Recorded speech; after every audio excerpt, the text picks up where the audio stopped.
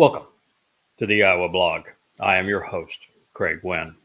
This will be episode 21 of Qatsyr Harvest, as we explore everything that can be known about the prior, upcoming, and future harvests that YAHOWAH has in store for us.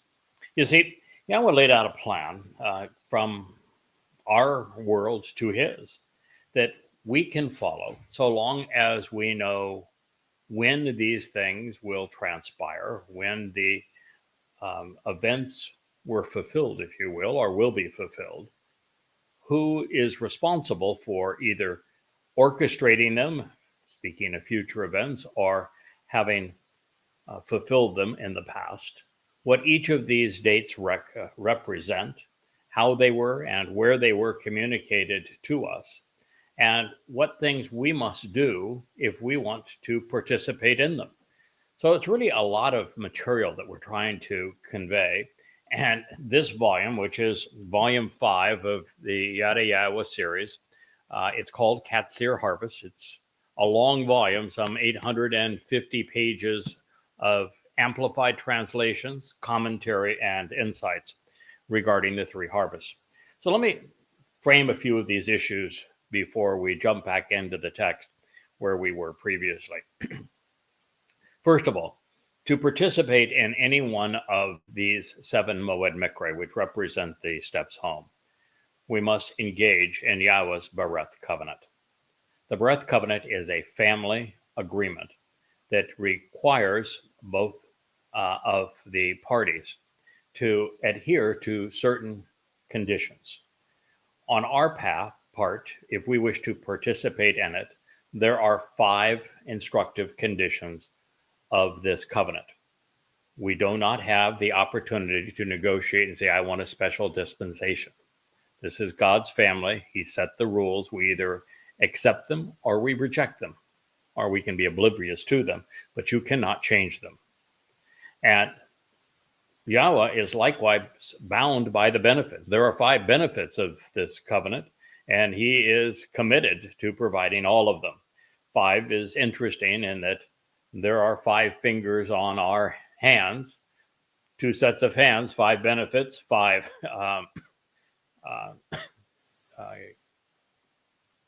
considerations, 5 requirements to participate. Each of them has the opposing the thumb, if you will, which is the one that is the most important among the 5.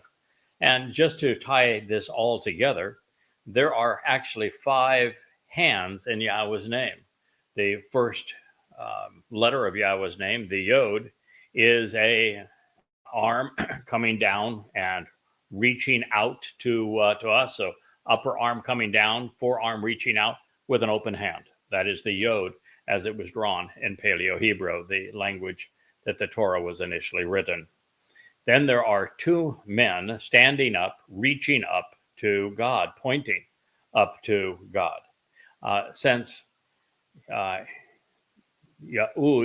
is a compound of Yahweh's name and also of Dod's name, Yahud is the word for which we get Jew. It means beloved of Yah. So recognizing that we have Dod's name literally integrated into the name of the children of Yisrael, then it is relatively easy to deduce that Dod is one of those 2 individuals that is standing up, reaching up, pointing up to God. In the Paleo-Hebrew, those would be the 2 Heys. It is likely that Yada is the other, in the sense that right from the beginning, YAHOWAH presents Dod and Yada as the sun and the moon. The sun, the most brilliant source of light on our planet. The moon reflects the sun's light, which is the job that YAHOWAH has been assigned as Dod's herald to reflect the brilliance of the sun. So we have a greater light and a lesser light, and therefore it is first and foremost Dod, and secondarily Yada being the other, being representing the 2 people in Yahweh's name. And with all of this known, 5 is the key number. So with the covenant, the 5 conditions of the covenant are as follows. First, we must do as Abraham did, as Sarah did, as Moshe had done, as Dode had done, as I did, which is before you can even begin to approach Yahweh, before you can even have any opportunity to get to know him, before he will reach out to you and offer an invitation to meet with him, you first have to walk away from the family of man. The family of man is badly fractured. You study any one of the lives of those that Yahweh has spoken through, and you'll immediately recognize that they experience horrible family situations. And Moshe, both his sister and his brother rebelled against him. In the case of Dode, his son led a revolution against him, a coup d'etat. And in my case, my sons have not exactly been supportive of the mission that Yahweh has asked me to fulfill on behalf of his people. And so this is just the nature of it. God wants us to have empathy so that we're in a position where we understand what he's had to endure, because there is no more shattered family than the children of Israel are from their father, Yahweh, which is why in Hosea, Yahweh specifically asks his prophet to marry a temple prostitute. And the reason for that is that when temple prostitutes are religious and they cheat on the family covenant relationship, old Hosea is going to have some empathy for what Yahweh's had to endure and the irascible nature of his wayward children for so long. So the first thing we must do is we must sever our relationships with the family of man so that we can be part of Yahweh's covenant family. This also includes, since Abraham and Sarah were in Ur of the Chaldeans, which would be Babylon, they had walked away from Babylon. And Babylon is the place where religion and politics were first intertwined. Babel means to confound by intermixing, to confuse by commingling. And so you must walk away from Babylon, from religion and politics, if you wish to be in Yahweh's family.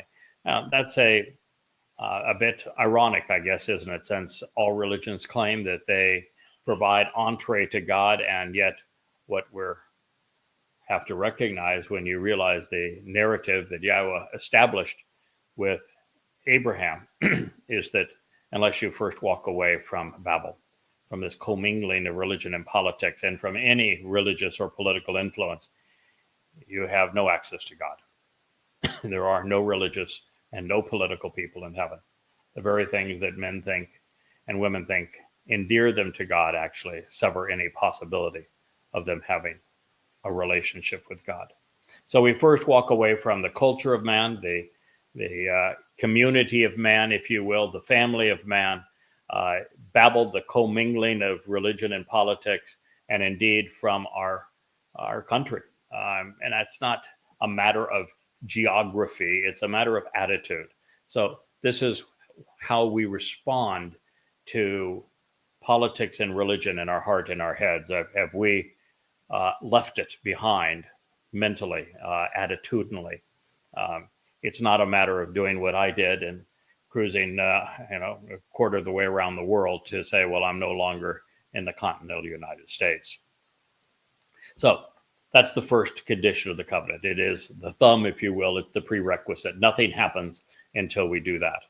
The second condition of the covenant is that we walk to Yahweh and allow him to perfect us. There's only one path, and this is what integrates the Moed Mikre and the conditions of the covenant together, is the Moed Mikre, the invitations to be called out and meet with God, this opportunity to be part of the restoring witness of the eternal testimony and attend these meetings. There are 7 of them, and the first 3 enable us to receive these initial benefits of the covenant. So Yahweh says, you must walk to me and become perfect. The first step along the way is the doorway called Pesach, Passover, and it is the doorway to life. And so the first step in accomplishing the second requirement of the covenant is to celebrate Passover.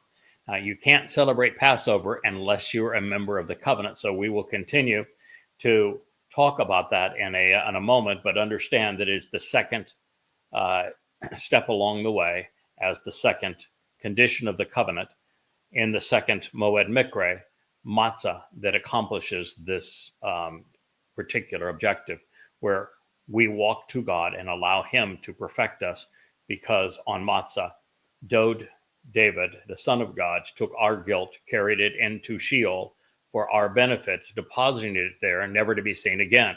This makes us appear perfect in God's eyes because there is no evidence, no guilt associated with us. The third day on the Moed Mikre, which we'll speak of in a moment, enables us to be part of God's family. So we have the first condition: walk away from the family of man, from your country, from religion and politics. The second condition is to walk to me and become perfect. And we do this through the Moed Mikre, showing the integration between the two. The third is to trust and rely upon Yahowah. Now, this is a very different concept than most people are familiar with, because in religion, one puts their faith in the religious God or the religious prophets or whatever they may call themselves. But there is no knowing, there is no trusting, there is no relying, because none of the religions can be validated. They all are, in fact, can be very easily invalidated. It's the reason I've written 13 books invalidating Rabbinic Judaism, invalidating Christianity, and of course, invalidating Islam. And so when something is untrue, as those religions all are, the only thing that you can do is believe in that which is unbelievable, but nonetheless, that's the nature of religion. In God's case, he proves his existence through prophecy. He provided so many precise predictions of what would occur, then when they have occurred, we can go back to the written testimony and validate that it was memorialized in writing long before its fulfillment took place, demonstrating over and over again that Yahowah knew our future in our past, thereby validating the credibility of his testimony and proving his existence. So in this case, since God can be known, we are in a position, based upon knowledge, to trust him and to rely upon him.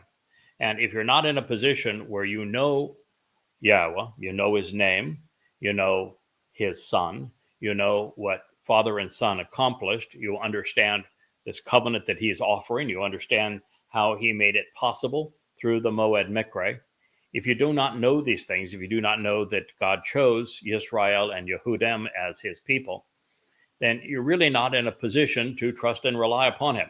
And that's one of the reasons that, in addition to those 13 books proving who God is not, I have written another 20 of them demonstrating precisely who God is and providing you with more than enough information for you to know God exceedingly well and even understand who he is and what he's offering, so that you're put in a position that with this knowledge you can trust and rely upon him.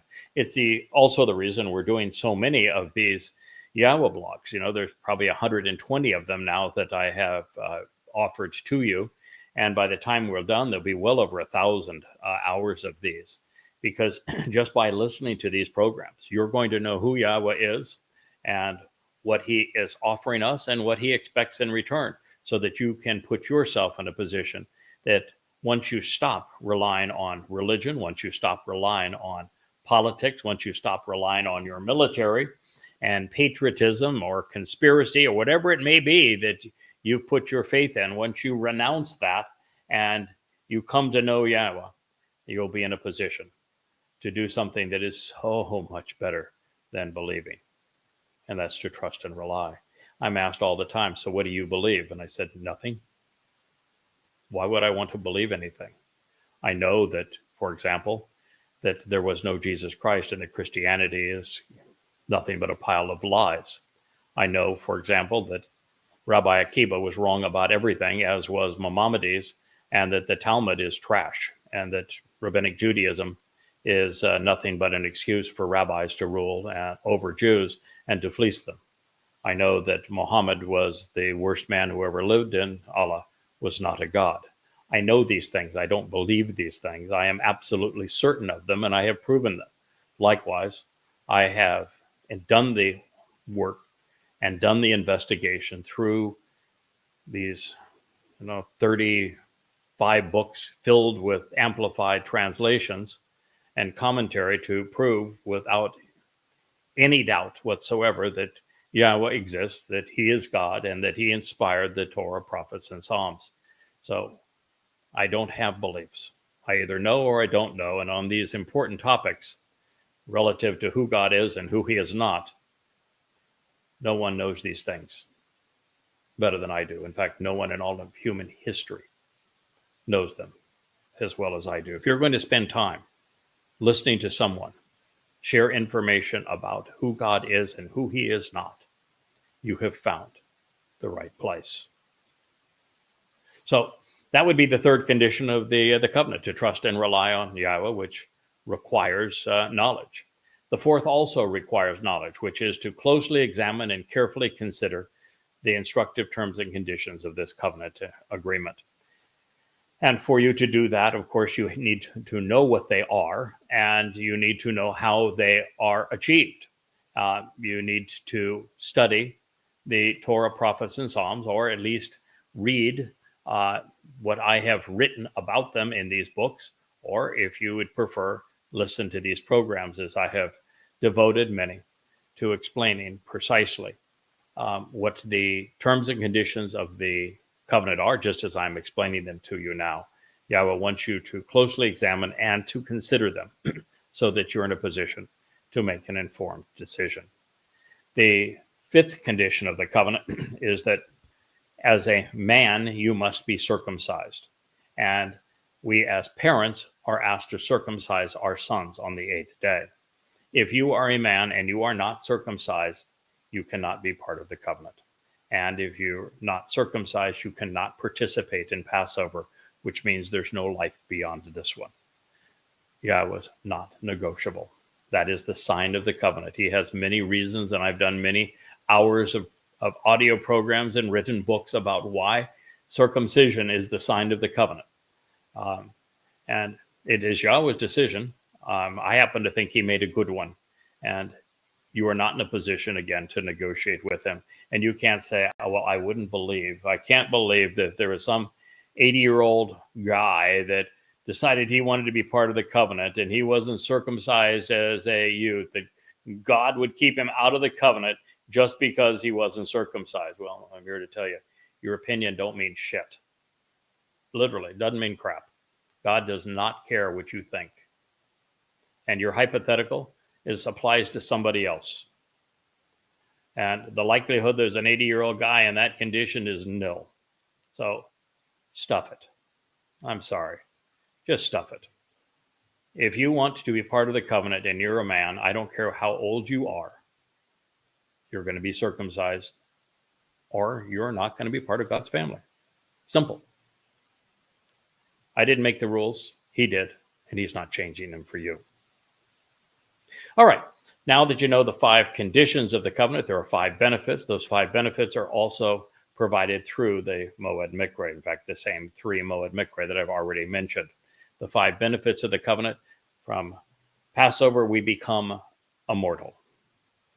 From matzah, we become perfect in God's eyes. Therefore, we're able to exist in his presence. You'll notice I'm not using the word saved, because there is no need to save anyone whose guilt has been expunged, never to be seen again. Being saved is a religious concept. Number 3 is that we're adopted into Yahweh's covenant family. This happens on Bikurim. And then as a result of Bikurim, and then as a result of Shavuah, God enriches and empowers us. It is a tenfold enriching and empowerment.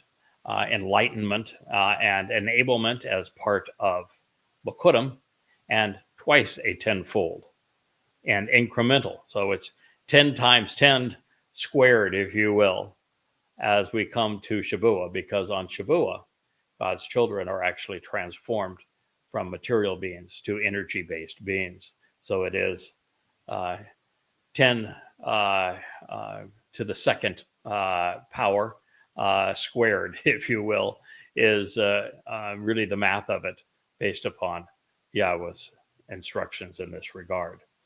And so those are the 5 benefits of the covenant. We are become immortal. Life goes on forever. We're perfected, so we look perfect in God's eyes. Our guilt is expunged. All God sees in us is the good in us. Number 3, we're adopted into God's family. Number 4, we are enriched and empowered by him. So those are the conditions of the covenant. Those are the benefits of the covenant. The other essential elements of this, of course, is understanding then this path that we must walk to Yahweh if we want to be part of his family. And that path is 7 steps long. Pesach, Matzah, and Bakurim were the first 3. These 3 were fulfilled by David, God's son, the Messiah, in his second of 3 lives. It's why he was anointed 3 times. It's why Yahweh claims that Dod is my son, I am his father, on 3 occasions. Dod in year 4000 Yah, which is 1,000 years after he volunteered for this mission. And so he volunteered for the mission in 3000 Yah. He fulfilled this mission in year 4000 Yah. 4000 Yah is 33 CE. Dod told us exactly when he was going to arrive.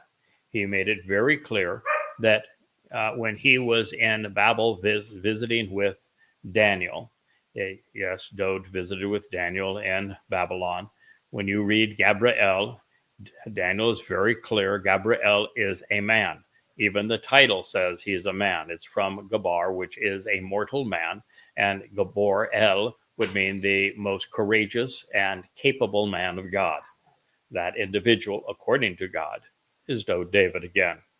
And so Dod David is the one who met with Daniel. He is the Messiah and Son of God. And so when he spoke in prophetically to Daniel, he was speaking of what he himself would do. Just as in the 22nd and 88th Mizmor, which Dod wrote in first person 1,000 years before he would fulfill Pesach and Matzah and Bakurim, he wrote a first-person eyewitness account as a prophet of precisely what he would endure and presented the benefits thereof. And in Babylon, in the 7th century BCE, Dod told Daniel, and therefore us, because he wrote it down, the exact day that he would arrive to fulfill Pesach, Matzah, and Bakurim. And it's right in the midst of Chag Matzah in 33 CE. This enables us to date the fulfillment of Pesach, Matzah, and Bakurim in year 4000 Yah, 233 CE. And we know that we can go back 40 Yobel to Abraham, who was the one through whom this narrative of the conditions and benefits of the covenant were revealed, and recognize that he and Yishak affirmed this entire experience where they went up Mount Moriah, the same mountain where Dod would fulfill Pesach, Matzah, and Bakurim, and performed a dress rehearsal for Pesach on Mount Moriah, exactly 40 Yobel, 2,000 years to the day that Dod was there to do it. 1968 BCE. We can even go back 40 Yobel from that to 3968 BC, and that's the day that Chawah and Adam were escorted out of the garden. And if we go 40 Yobel from 33 CE, which is 2,000 years, we end up at 2033, which will be year 6,000 Yah.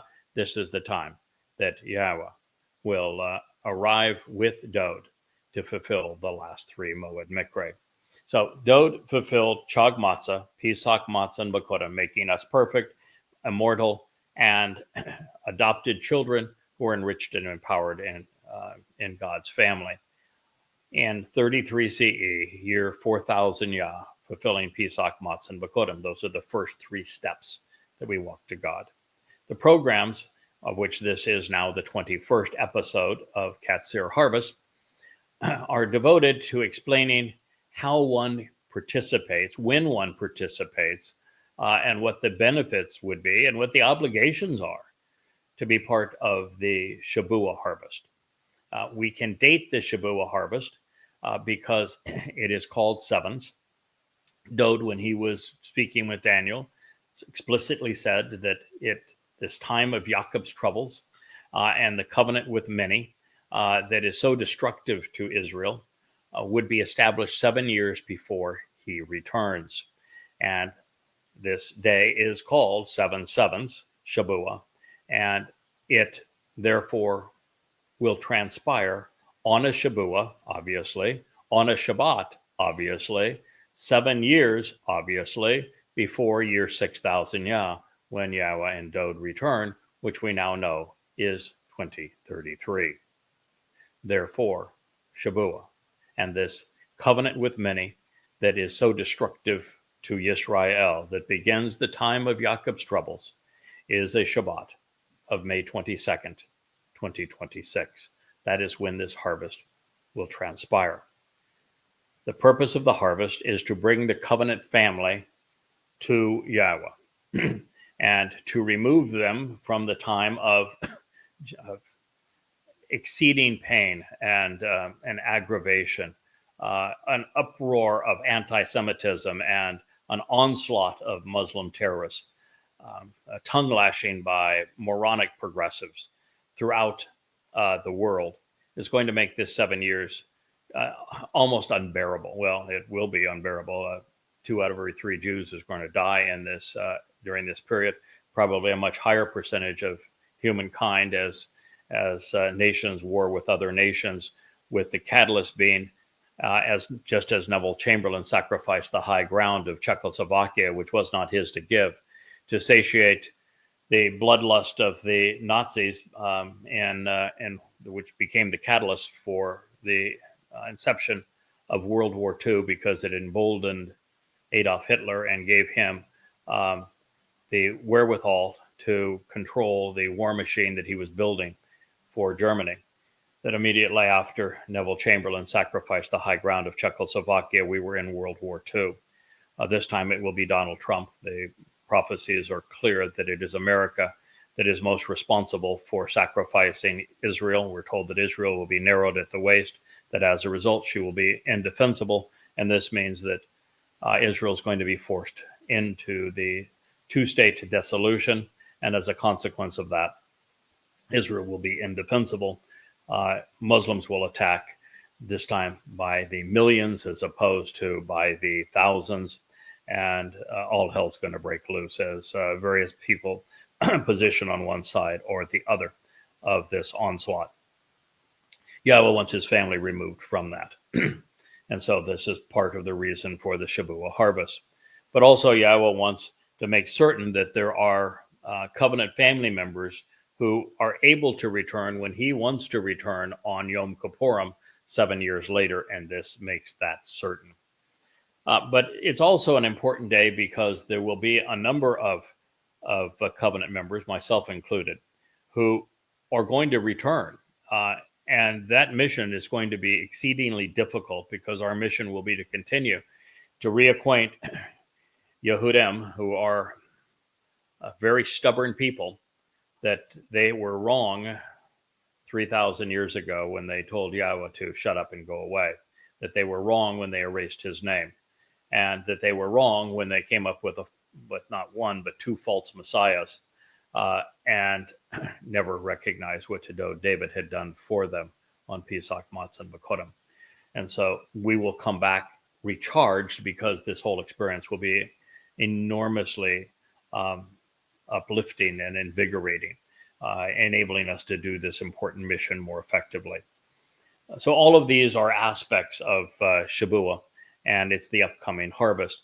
And it's also important for you to know that Yahweh chose a final Zeroah. There are 3 Zeroah. I'm the final of the 3. My job is to cultivate to this harvest. So I'm here trying to share this information with you so that there will be more quality individuals who know this opportunity exists and will choose to capitalize upon it. My job is as a messenger in this regard. I'm here to convey this information to you, to point the way back home, and to let you know how to participate. That is Shabuah. Towrah is the last of the three harvests. Towrah transpires in year 6000 Yah and 2033. It's the first of the three Moed Mekre that will be fulfilled in that year. On the onset evening of Friday evening of September 23rd of 2033 will be the final gleaning of God's people for those who will now be energy-based and immortal, and they will be brought to heaven 10 days before Yahweh's return, joining those who were part of the Shabuah harvest. And they'll be very unique because these will now be energy-based spiritual beings that can transition into mortal physical beings as they wish. E equals MC2 is MC squared explains how this happens. But they're covenant family members who have received this 10-fold times 10 times 2 or squared benefit. The following day will be as most extraordinary days in human history, probably the most extraordinary day in human history up to that point, although it will be eclipsed shortly thereafter by Yom Kippurim. On this day, there will be a confrontation between myself and the corporeal manifestation of Hasatan on the Temple Mount. And I will have the seven Ruach spirits who make this mission possible, who enable me, inspire me, who have and cause these books to be written and cause this YAHOWAH blog to be broadcast to you, make this all possible. I will ask them to depart. I will have the Malak who have protected me all of this time stand down, and the corporeal manifestation of Hasatan is going to beat me to death. And you might say, well, why would you do that? The same reason the Dode did 2,000 years earlier as the Pesach Gael. I'm going to do it as the Adamah Parah. It is how Yahweh intends to perfect, to cleanse his people, so that the mortal remnant of Yisrael, who is there at this time, who has survived the time of Yaakov's trouble, are prepared to meet with Yahweh. It'll be the first time they will, have heard Yahweh's voice since they told him to go away and shut up 3,400 years ago. And orchestrating all of this will be Elia, the great orator, who was responsible for exactly the same mission, 40 Yobel, 888 years previously, where he took on the political and religious establishment of Yisrael, making all of this possible. He will recreate that speech and that moment, this time over the sacrifice of the Adamah Parah, which, as before, God will ignite the flames beneath the Adamah Parah, and he will at the same time unleash this torrent of water that will roar off of and dance off of the sides of the Temple Mount, which has already been cleansed and purged of the grotesque Islamic scars, the Dome of the Rock and Alaska Mosque. And the combination of those searing flames and cleansing waters with the ash of the Adamah Parah will cleanse this adulterous woman that has been Yisrael all of these years, so that she is prepared to be betrothed to Dode David upon his return on Yom Kippurim. And Yom Kippurim is the day of reconciliations. It is the 6 of 7 steps that we take to God. It is the day that Yahweh and Dode return. Is the great homecoming, the great family reunion, and it is my job at this point, has been my job for the last 23 years, to tell you about this, to prepare you for it, to make this homecoming as positive and as celebratory as is absolutely possible for Yahweh and for the Messiah, Dowd.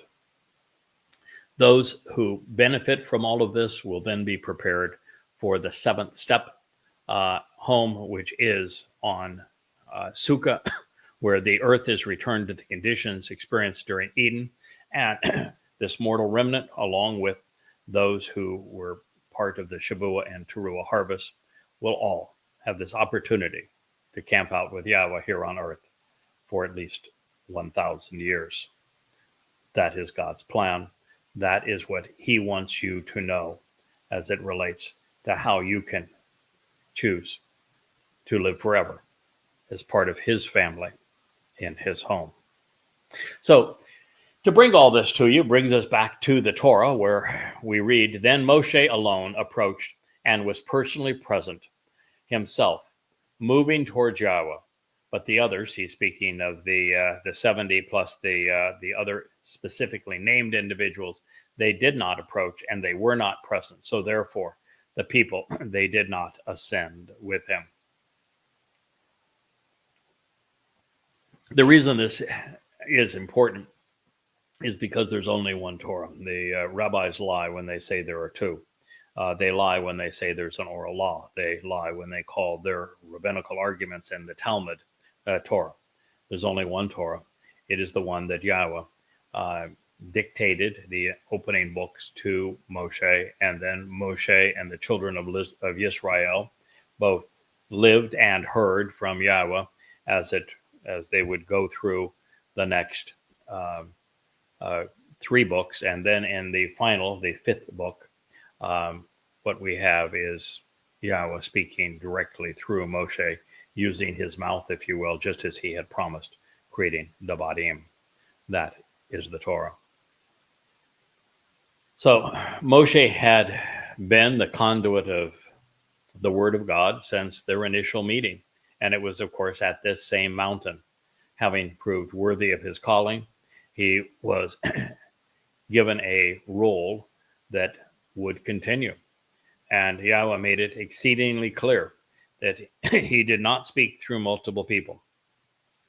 He had his sister and his brother try to say, "But we also speak for God." And God said, "Hell no, you don't. I'm only speaking now through Moshe." And he says, "You will know throughout the future. When I choose to speak through someone, I'll make it abundantly clear that I have chosen them."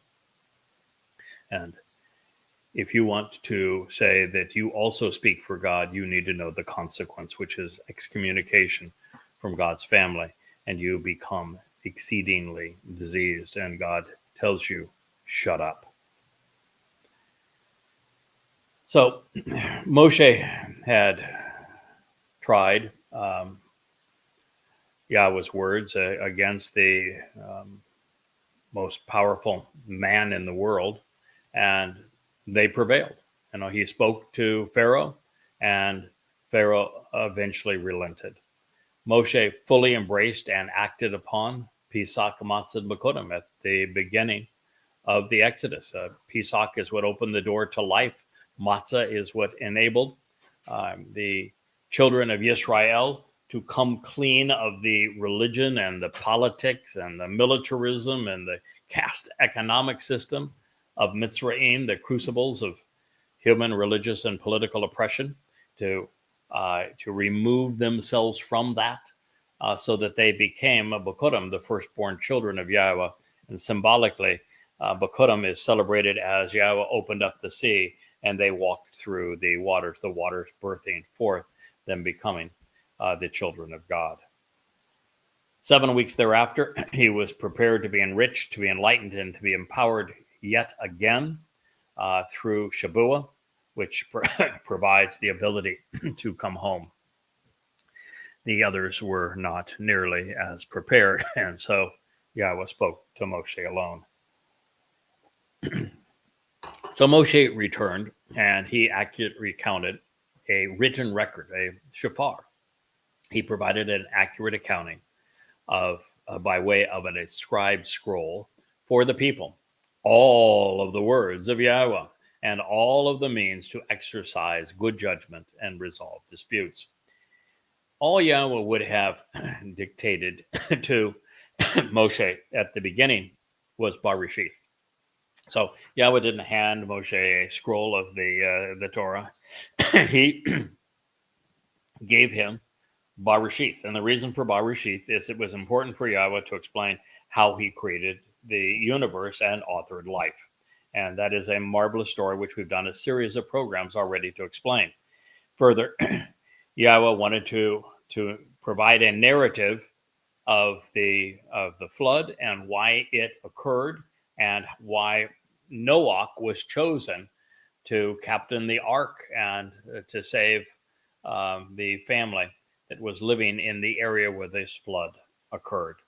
And then as we move forward, we find that the narrative becomes that of the covenant, and we have more than a dozen chapters devoted in Barishith just to this narrative of how Abraham and Sarah came to embody Yahweh's intent with the covenant relationship, giving birth to Yishak, laughter, and then to Jacob, and how Jacob would then conceive the children of Israel. This is all that transpired long before Moshe, and therefore was provided as a narrative to Moshe, not only for the benefit of the children of Israel, but also for our benefit, and mostly for our benefit. So we would know how to participate in the covenant, so that we would know the conditions and the benefits of that covenant relationship, so that we would know our purpose in life, so that we would have this beautiful story of what transpired in the Garden of Great Joy, Gan Eden, because that is Yahweh's idea of perfection. And it's why he is converting the earth back into those conditions, inviting us to return. So all of this was provided as the means to exercise good judgment and resolve disputes. Ha-misfat. A misfat is been corrupted into a whole series of religious edicts by the religious rabbinic establishment. But it's a very simple term. Like so many Hebrew words, it begins with the interrogatory, my. And the interrogatory means that we should ponder the implications of what follows. What follows is Shaphat. Shaphat means to exercise good judgment, to be judgmental, to discern right from wrong, to make rational decisions, to reach sound verdicts, to achieve justice, to be right, to be fair, to resolve conflicts. And so Shavat, or Mishpat, would be the means to exercise good judgment and resolve disputes. This is from Shemoth Names, Exodus 24:3. So upon his return from the mountain of God, Moshe brought us an accurate written record of what Yahweh revealed to him. By having done so, it is as if we were there. In fact, we have every advantage and more than Moshe had, and certainly more than the children of Israel had, because we can experience all of this with them. We know exactly what was discussed. We know where it was discussed. We know when it was discussed. We know all of the ongoing implications based upon the way that it was discussed. So this puts us in an exceedingly favorable position. We can also turn to the prophets and know what happened that turned out to be beneficial and counterproductive as the children of Israel struggled to continue to show their favoritism for this relationship God intended and chose instead to aggravate God with their religion. So I can tell you there's probably nothing better than us being given this written transcript, if you will, of what was said. So other than to hear the tenor of Yahweh's voice, which I'm sure was a marvelous experience for Moshe, it is all projected through this implement from the realm of 7D into our 3 dimensions. So I would have to tell you that listening is, well, once upon a time, I would have told you that listening was inferior to being able to read, which is why Moshe wrote it all down. I'm beginning to change my tune in that regard. And it's really because of what has transpired recently. The written record was always the most effective way to communicate anything because it was the only way to maintain uh, a message accurately over time. And it is so much more precise as you construct sentences, choose the perfect word, refine it through your mind, and convey it in such a way that people can go back to it, read it at their pace, validate it, tie it together with other things you've said, and hold you accountable to what you have written. Uh, but most recently, the spoken word with now the capabilities that are provided through Facebook, which we live stream this program, X, which we also live stream this program, YouTube, which we do the same. Soon we hope to be able to live stream it through Rumble. Odyssey is another place that this program is live streamed. You get to hear this message within seconds of the time that I am sharing it. In fact, I have a television set on the other side of this camera that is attuned to this particular broadcast. Probably something I won't do again because it has a 5-second delay.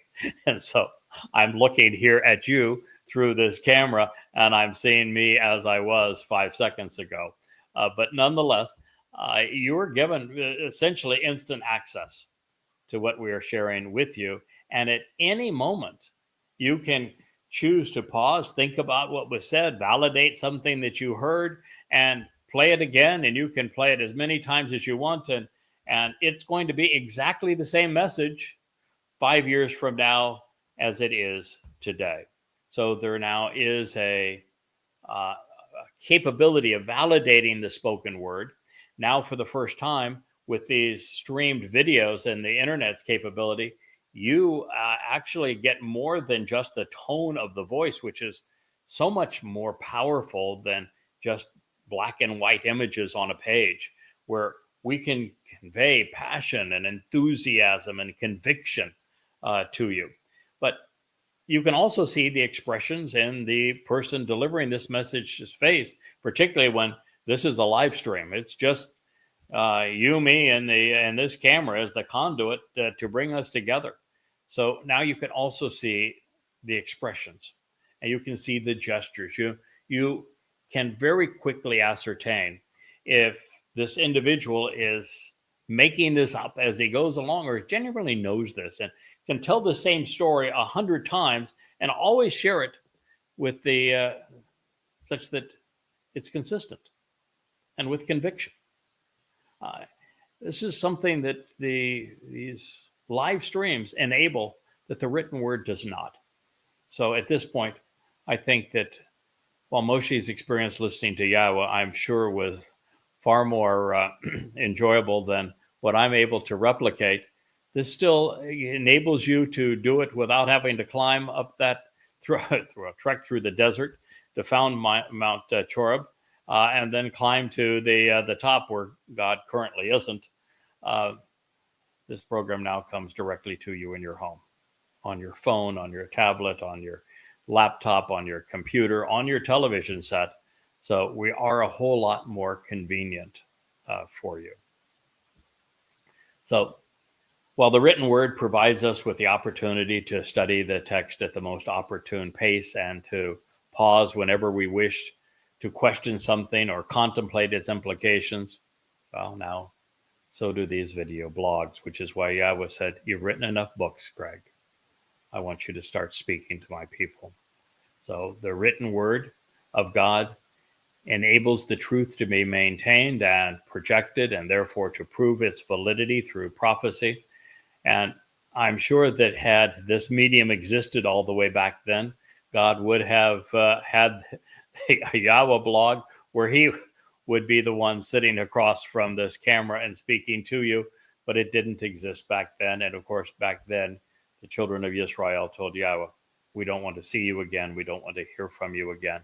So someone was needed to reacquaint you with your God and prepare you so that you would be able to hear his voice again and meet with him again and be able to do so in the near future. Now, of prominent importance to us in this particular statement is the issue of shofar, to accurately and carefully record in writing, providing a precise accounting. God purposefully selected shofar and combined it with dabadi, words, to reveal that the Torah isn't hearsay. There is no oral law here. It is admissible evidence as a contemporaneous transcription of Yahweh's testimony.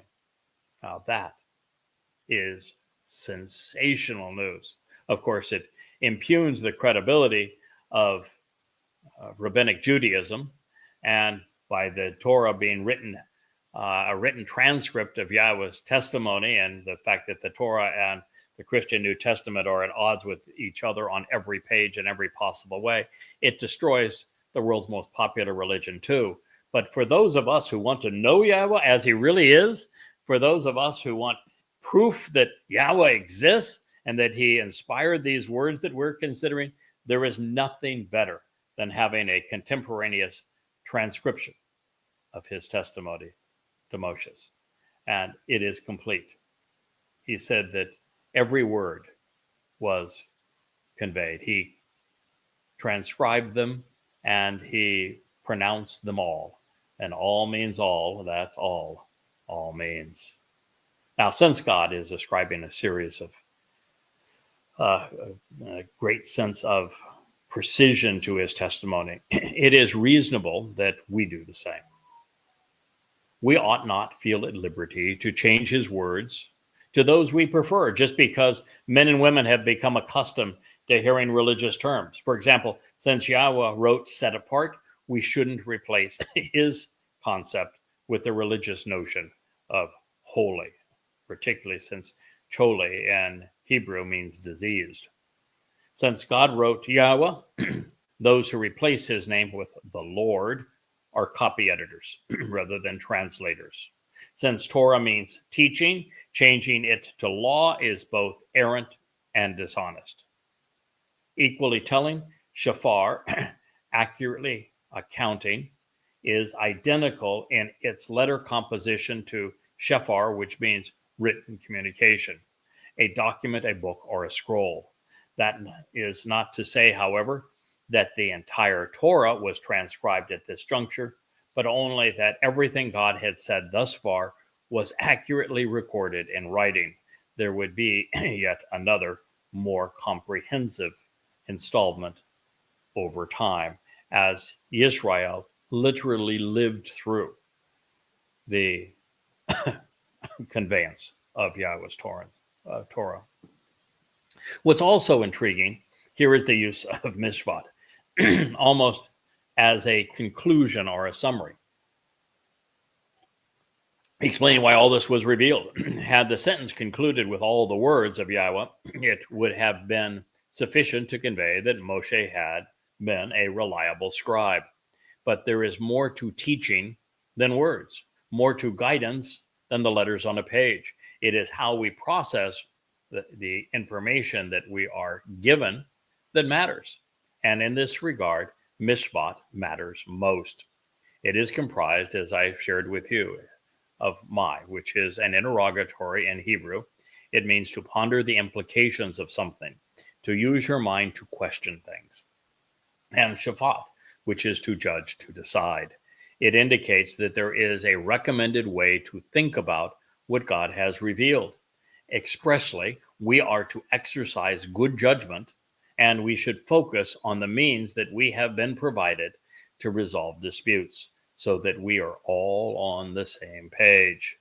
Mishpat tells us four things. First, Yahweh is our judge, and that his Torah teaching and guidance is the constitution of his covenant. This means that Yahweh is the source of our vindication, as well as potential condemnation to the exclusion of rabbis, priests, or any other human institution. The second reason for adding mishpat is that it provides an insight into that which Yahweh would ultimately condemn. Its negative connotation would serve as a warning to the Jewish religion and to those who would try to usurp God's authority. Mishpat has been religiously transliterated as Misvat. Then, 2,500 years after Moshe inscribed the Torah's Misvat, Moshe Muhammadi's developed 613 mitzvot, or rabbinical regulations, customs, and traditions, which now serve as the foundation of Judaism. Most of these were concocted by the Rambam, an acronym based upon Rabbi Moshe ben Maimon, and then included in what's called halakha, meaning to walk, but known as Jewish religious law. This misguided rabbi claimed that there were 613 regulations listed in the Torah, something which is not true. As affirmation, he claimed that his list was equal to the number of seeds in a pomegranate and the number of bones within the human body. Neither of those things are true either. He, by the way, is the one who gave you the calendar, which is off by well over 200 years. But this is true. Rabbi Maimonides was born in Cordoba, Spain. Well, I'll tell you what. I will share this with you on the next episode of the YAHOWAH blog, as we're now past the hour mark, and we have a lot to say about this ultimate weasel, Rabbi Maimonides, and all the lies that he told that have led so many Jews astray for so long. So we'll cover that in episode 22 of Qatsyr Harvest. As for this episode, I thank you for listening. I am Craig Winn, and this has been the YAHOWAH blog.